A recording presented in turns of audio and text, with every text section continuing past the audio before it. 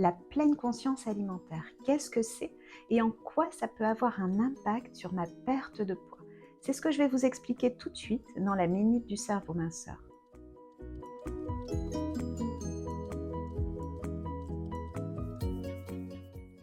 La pleine conscience, c'est être présent dans l'instant, dans le moment que nous vivons.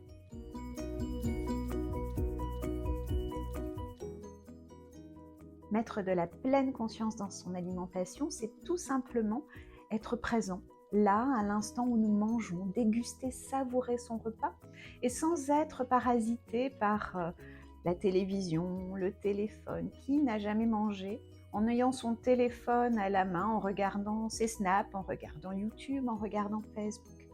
C'est ça la pleine conscience, c'est être là et déguster, savourer, ressentir les aliments que nous avons en bouche. En étant attentif aux sensations corporelles que nous pouvons avoir, aux saveurs des aliments, aux textures, aux goûts, aux odeurs qui se dégagent avant, en sentant par exemple l'aliment avant de le mettre à sa bouche, en ayant conscience de la texture de l'aliment lorsqu'on le... Non.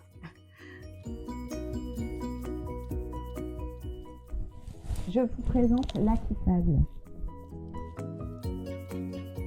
Ce qui est important aussi, c'est de pouvoir poser sa fourchette entre chaque bouchée, parce qu'on a besoin d'être concentré et de ne pas déjà préparer la prochaine bouchée. Alors cela permet avant tout de pacifier sa relation avec la nourriture.